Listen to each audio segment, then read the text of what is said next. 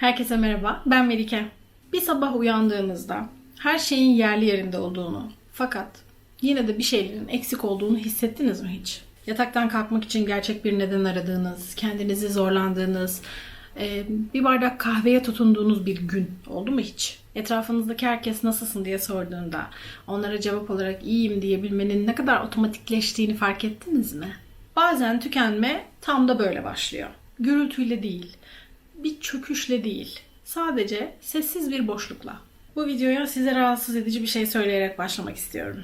Eğer son zamanlarda sürekli yorgunsanız, sabah kalktığınızda enerjiniz yoksa ve hiçbir şey yapmak istemiyorsanız, bu tembel olduğunuz anlamına gelmiyor. Büyük ihtimalle tükenmişsiniz. Ve kötü haber şu ki dinlenerek geçmeyecek. Şimdi size bir soru sormak istiyorum ve buna dürüstçe cevap vermenizi istiyorum. En son ne zaman gerçekten dinlendiniz? Burada sadece uyumaktan bahsetmiyorum tabii ki. Sabah kalktığınızda hala yorgun hissettiğiniz o uykulardan da bahsetmiyorum. Yatağa uzandığınızda zihninizde susmayan seslerin olduğu anlardan da bahsetmiyorum. Gerçekten dinlenmekten bahsediyorum. Bedeninizin gevşediği, zihninizin tamamen sustuğu, içinizdeki sesin bir süreliğine sessizleştiği anlardan bahsediyorum. Hatırlıyor musunuz? Birçoğumuz hatırlamıyor. Ve bu sıradan bir yorgunluk değil maalesef. Bugün sizinle tükenmişlik sendromu hakkında konuşmak istiyorum. Ama bunu herkesin anlattığı şekilde anlatmayacağım. Size daha az çalışın, kendinize dikkat edin, tatile gidin de demeyeceğim. Çünkü tükenmişlik çoğu zaman sadece yorgunlukla alakalı değildir. Çoğu zaman tükenmişlik bir anlam kaybıyla ilgili krizdir. 1970'lerde bir psikolog Herbert Freudenberger bir şey keşfetti. Ona başvuran insanların büyük bir çoğunluğu sıradan mesleklerden gelmiyorlardı. Daha çok böyle benzer mesleklerden geliyorlardı. Doktorlar, hemşireler, sosyal hizmet çalışanları, yani başkası için yaşayan insanlar. Ama bu insanların söyledikleri şeyler çok benzer. Artık yaptığım işte bir şey hissetmiyorum. Sadece yorgunluk değil, daha büyük bir kopukluk yaşıyorlar bu insanlar. Sanki içlerinde yanan ateş zamanla sönmüş gibi. Bu duruma burnout sendromu yani tükenmişlik sendromu adı veriliyor. Ve yapılan gözlemler şunu gösteriyor ki insanlar çoğu zaman çok çalıştıkları için değil, yaptıkları şeyin anlamını kaybettikleri için tükeniyorlar.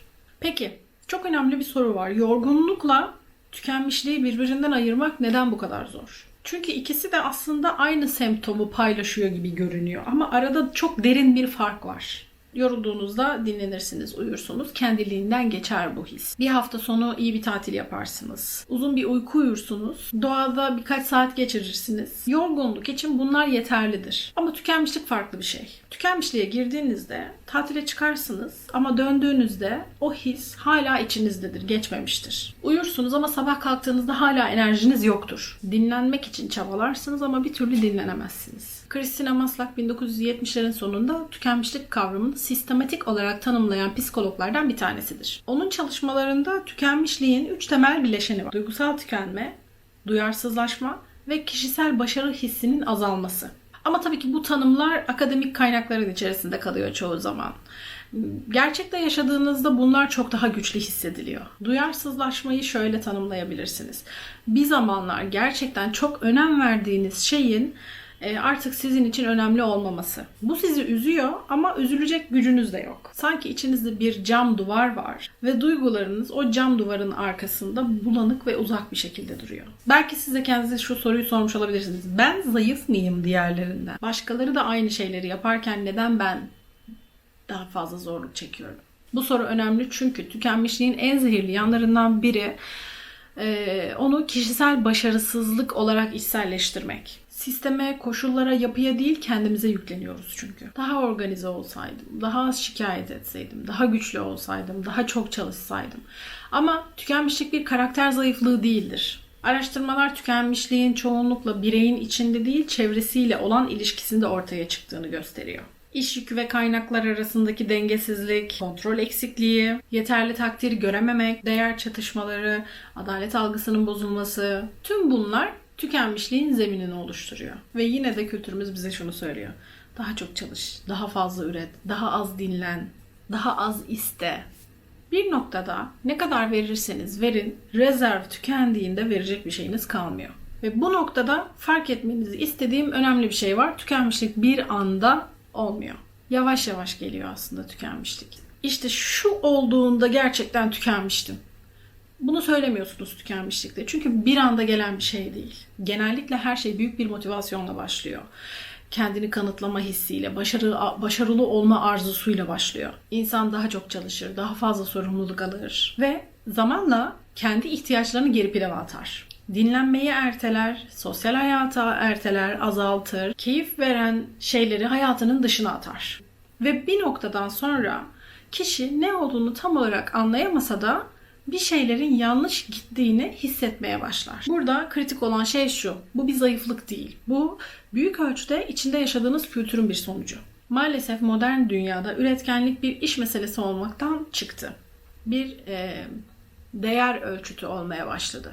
Ne kadar meşgulsek o kadar değerliyiz gibi bir algı oluştu. Sürekli üretmek, sürekli ilerlemek, sürekli bir şeyleri yetiştirmek gibi.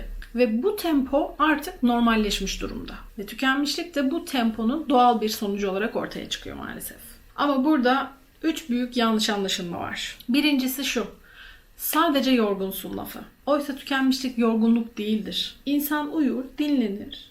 Ama o his geçmez. O tükenmişlik hissi geçmez. Yorgunluk olsaydı uyuyup uyandığında dinlenir, mis gibi sıfırlanmış bir şekilde kalkardı. Çünkü mesele sadece enerji değil, daha derin bir şey. Duygusal ve zihinsel bir yük var ortada. İkinci yanlış ne biliyor musunuz? Tembelsin. Tükenen insanlar tembel insanlar değillerdir. Tam tersi çok fazla çalışan, çok fazla veren insanlar aslında tükenirler. Tembeller tükenmezler. Tükenmişlik çoğu zaman bir şeylere çok fazla anlam yükleyen insanların yaşadığı bir durumdur. Ve üçüncüsüne geliyorum. Tatile gitsen geçer. Oysa çoğu insan tatilden döndüğünde aynı hisle karşılaşır. Çünkü sorun bulunduğu yer değil, içinde bulunduğu döngüdür. Modern dünyada bu döngüyü zorlaştıran çok önemli bir şey daha var. Sürekli uyarılma hali. Biliyorsunuz ki gün boyunca sadece çalışmıyor. Aynı zamanda sürekli ekranlara da bakıyoruz. Bildirimler geliyor, zihnimiz hiç durmadan uyarılıyor. Ve bu durumda beynin gerçekten dinlenmesini imkansız hale getiriyor. Zihnimiz gerçekten hiçbir zaman tamamen kapanmıyor. Başka bir ilginç durumsa dışarıdan bakıldığında her şey mükemmel olan insanların yaşadığı tükenmişlik. Başarı var, düzen var, konfor var, para var. Ne isterlerse işte o var. Ama içlerinde şöyle bir soru var. Ben bunu neden yapıyorum? Benzer bir durum modern annelikte de görülüyor. Günümüz dünyasında annelerden çok fazla şey bekleniyor gerçekten. İyi bir anne olmak, aynı zamanda üretken olmak, iyi görünmek, mutlu olmak, sosyal olmak, bunların hepsi tek bir insandan bekleniyor. Bu da zamanla ciddi bir tükenmişlik hissine yol açıyor. Tüm bunların merkezinde güçlü ama basit bir gerçek var. İnsanlar acıya dayanabilir ama anlamsızlığa dayanamazlar. Tükenmişliği anlayabilmek için belki de en önemli cümle bu. Çünkü çoğu zaman tükenmişlik aslında bir enerji kaybı değil, bir anlam kaybıdır. Bu yüzden de çözüm gerçekten sadece dinlenmek değil, anlamı yeniden bulmaktır. Oliver Burkeman 4000 Weeks kitabında çok önemli bir şey söylüyor. Sınırlılığınızla yüzleşmek başarısızlığınızın işareti değil, varoluşunuzun temelidir. Ama biz çoğunlukla sınırsız kapasiteli olmayı hedefliyoruz. Daha verimli, daha üretken, daha dirençli olmayı hedefliyoruz. Ve bu hedefin kendisi tükenmişliğin tohumlarından biri. İnsan sınırlı bir varlık. Bu bir kusur değil. Bu insan olmanın bir parçası. Bunu içselleştirmekse çok şey değiştiriyor aslında. Ne kadar yapabilirim yerine bu benim için sürdürülebilir mi sorusunu sormaya başlıyorsunuz. Ve bu soru zamanla bir yaşam tarzı farkına dönüşüyor. Bugün birçok insan neyin nasıl yapacağını biliyor ama neden yaptığını bilmiyor. Ve o neden kaybolduğunda en iyi sistem bile bir süre sonra çökmeye başlıyor. Bu noktada da şunu söylemek gerekiyor. Tükenmişlik bir başarısızlık değildir. Tam tersine çoğu zaman fazla yüklenmenin sonucudur. Çok fazla sorumluluk almak, çok fazla vermek, çok fazla dayanmak ve sonunda da kaynakların tükenmesi. Belki de bu noktada yapılabilecek en önemli şey durup kendine bakmaktır. Günün sonunda kendine basit ama güçlü sorular sormaktır. Mesela bugün bana ne iyi geldi? Bugün beni ne yordu? Bugün bana gerçekten anlamlı gelen bir şey oldu mu? Bu sorular küçük gibi görünebilir ama zamanla çok şey değiştirecektir.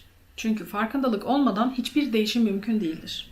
Ve belki de en önemli şey burada hatırlamak gerekiyor. Tükenmişlik bir sinyaldir. bir şeylerin artık aynı şekilde devam edemeyeceğini size söyleyen bir sinyal. Bu yüzden bu videoyu bitirirken size şu soruyu bırakmak istiyorum. Bugün gerçekten kendim için anlam taşıyan şey neydi? Bunu kendinize sormanızı istiyorum. Cevabı hemen bulmak zorunda değilsiniz. Bazen sadece soruyu sormak bile bir başlangıçtır. Sağlıkla ve anlamla kalın. Bir sonraki videoda görüşmek üzere. Kendinize iyi bakın. Bay bay.